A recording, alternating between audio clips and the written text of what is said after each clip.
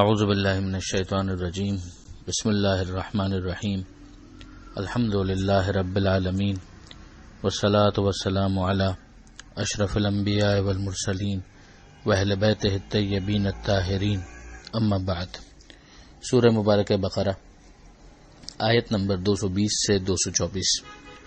220 سے لے کر 224 تک۔ بسم اللہ الرحمن الرحیم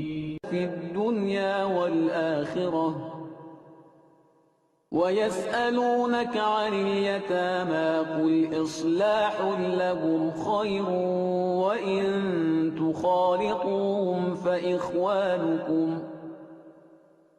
وَاللَّهُ يَعْلَمُ الْمُفْسِدَ مِنَ الْمُصْلِحِ وَلَوْ شَاءَ اللَّهُ لَأَعْنَتَكُمْ إِنَّ اللَّهَ عَزِيزٌ حَكِيمٌ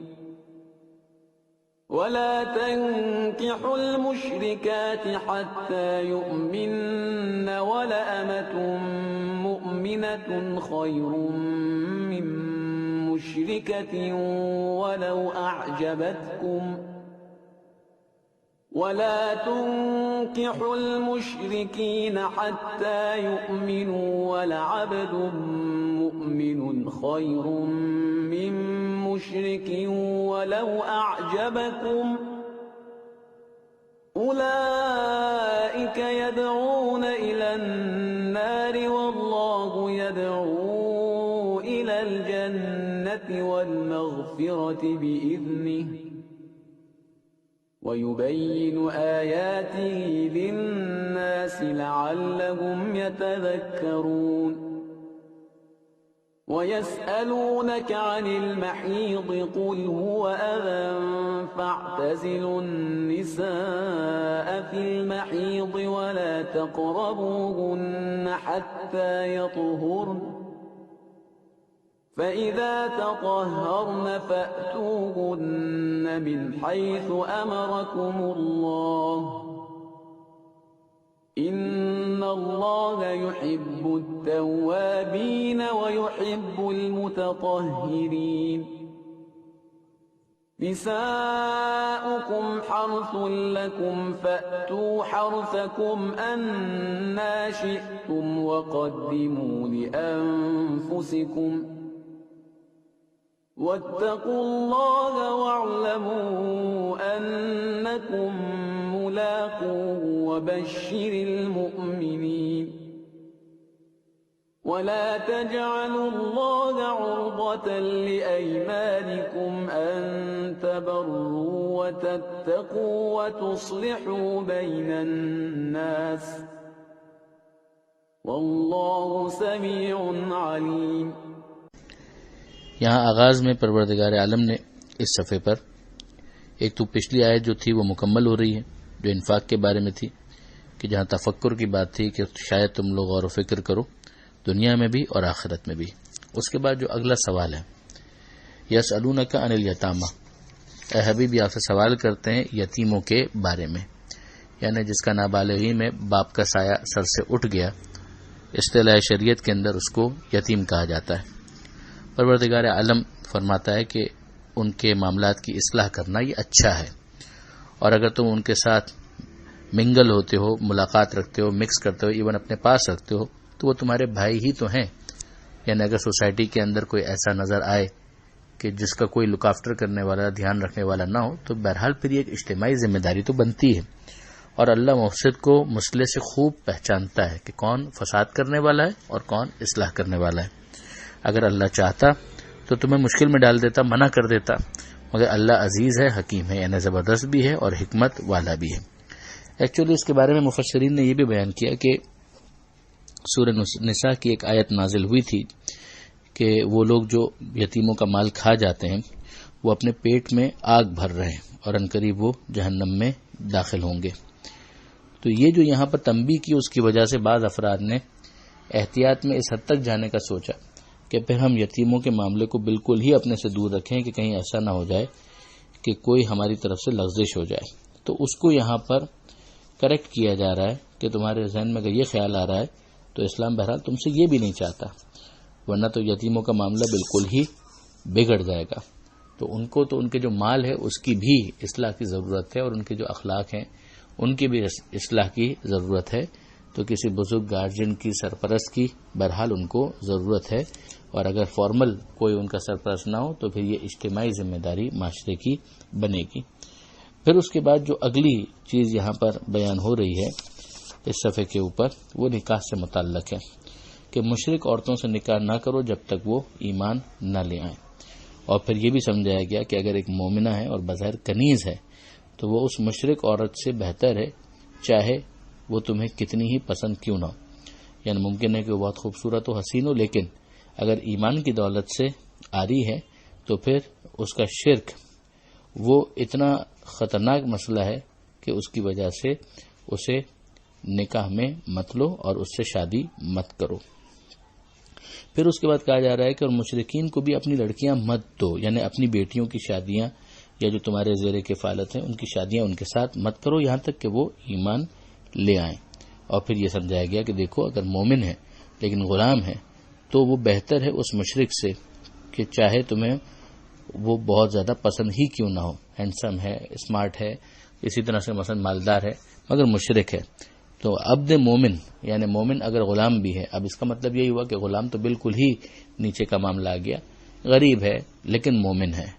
تھوڑا سا اسمارٹ کم ہے لیکن مومن ہے، تو یہ اس سے بہتر ہے کہ جو مشرک ہو اور تمہیں بہت زیادہ پسند ہو. اب اس کے اندر ایک فقہی بحث یہ بھی ہے کہ یہاں پر مشرک اور مشرکہ اس کا دائرہ کتنا وسیع ہے. کیا اس کے اندر بت پرستوں کے علاوہ اہل کتاب بھی شامل ہو جائیں گے؟ ظاہر ہے کہ ایک فقہی بحث ہے کہ جس کا اپنا مقام اور میدان ہے، اور فقہا کی کتابوں کے اندر اس کو دیکھا جا سکتا ہے. کئی فقہا نے بہرحال یہ رائے اختیار کی ہے کہ اہل کتاب جو ہے وہ اس میں شامل نہیں ہے، اور اہل کتاب کی خواتین کے ساتھ اگر مرد چاہیں تو بوقت ضرورت شرائط کے ساتھ پھر وہ متع کر سکتے ہیں، کہ جو کہ نکاح موقت یا ٹیمپرری میرج ہوتی ہے، عارضی شادی.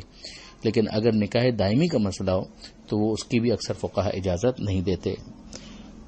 پروردگار عالم نے ایک تو اس ممانعت کا فلسفہ بھی بیان کیا کہ یہ لوگ آگ کی طرف بلاتے ہیں. شرک جو ہے وہ ظاہر ہے کہ خدا حساس ہے اور پروردگار اس کو قبول کرنے کے لیے تیار نہیں ہے، اور اللہ جو ہے وہ تمہیں جنت کی طرف اور مغفرت کی طرف بلاتا ہے اور اپنی آیتوں کو تمہارے لیے تمام انسانوں کے لیے واضح کرتا ہے، شاید وہ اثر قبول کریں. اب اس کے بعد جو بحث آگے بڑھتی ہے تو اس کے اندر خواتین کے جو مخصوص مسائل ہیں ان میں سے ایک مینسس کا یا حیض کا جو مسئلہ ہے اس کے حوالے سے بات آگے بڑھتی ہے کہ پروردگار فرماتا ہے اے حبیب یہ آپ سے سوال کرتے ہیں محیض کے بارے میں، یعنی حیض کے بارے میں.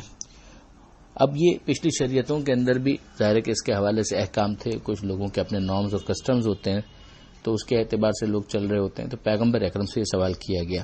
تو پیغمبر اکرم نے سمجھایا، حکم یہی تھا پیغمبر کو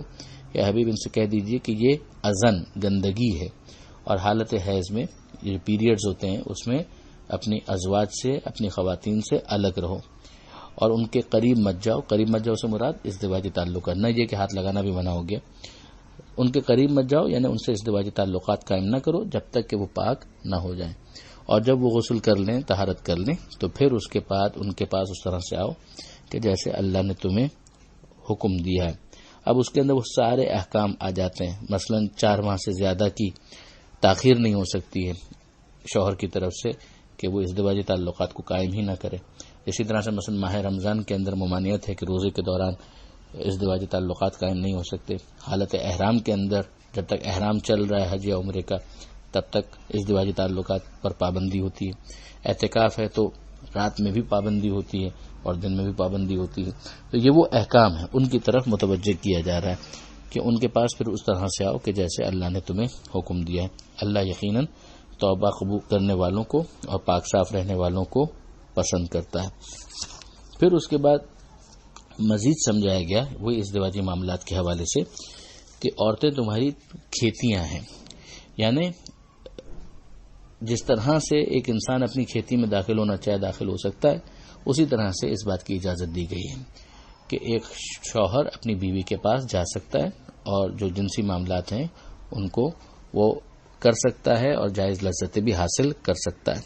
تو اب یہاں پر اسلام مناسٹسزم کا یا رہبانیت کا دین نہیں ہے. ایک مرتبہ پھر ہمارے سامنے آتی ہے یہ بات کہ بہرحال جو جائز معاملات ہیں اس کو پھر اسلام نے قطعاً پابندی نہیں لگائی بلکہ انکریج کیا